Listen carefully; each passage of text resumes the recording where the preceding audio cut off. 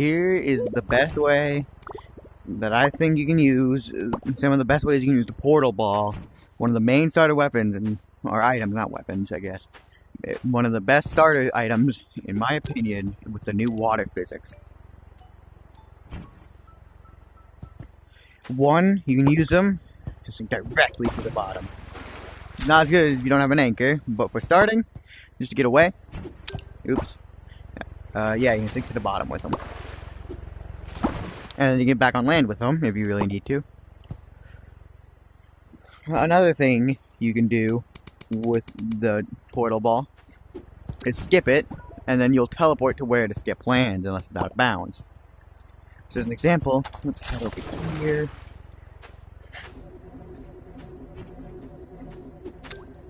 Boom.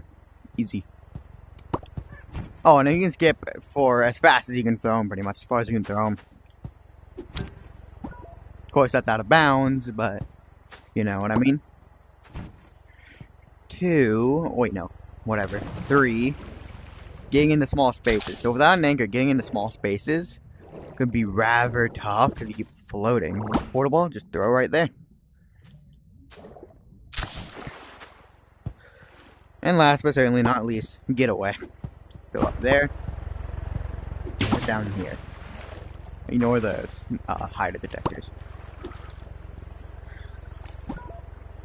Now note some things about what won't be too good is if you throw it too slowly, it won't hit the bottom and will instead float back up. Another way you can use this, I think, is let me think. Okay, cannon's a bit expensive, but if you got an impulse bomb, and let's say it's above water. Oops. It's above water. Yeah. Portal ball. This is a pretty well-known trick. I just want to see how it will react with water. Haven't really tested this. Then detonate.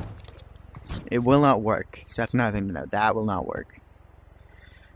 It'll float straight back up. And another thing is a seeker, if they notice your what they call a stasis chamber, what people call a stasis chamber, if they see it, what they will do is that, and then it will fall and it will teleport you depending on how high you put it.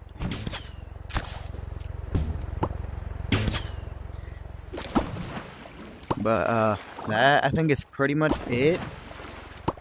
But yeah, the reason the skipping is so good is it's less predictable. Like, oh, where's it gonna land? Is it gonna bounce over? Is it gonna go under? You know? Is he gonna skip it? Is he gonna not? But that can also come to bite you in the back if you mess up the skip, then you're underwater and you have to swim back out if you don't want to be, like that.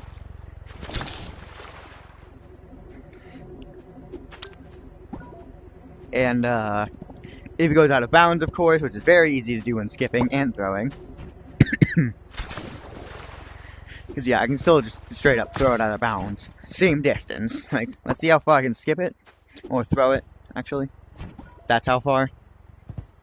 Now, I won't go as far out of bounds. But it's a small price to pay for greatness. Yep.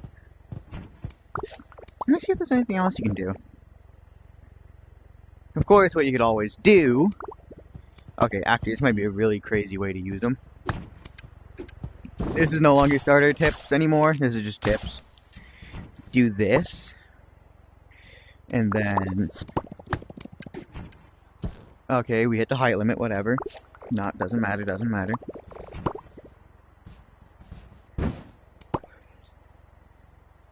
Now, when these go away...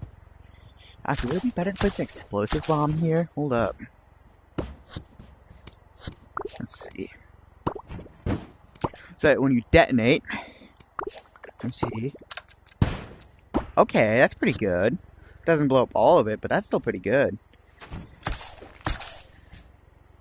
So then, something else you can do is just leave it there, and I think when these start to despawn, that should be enough distance to get to the bottom.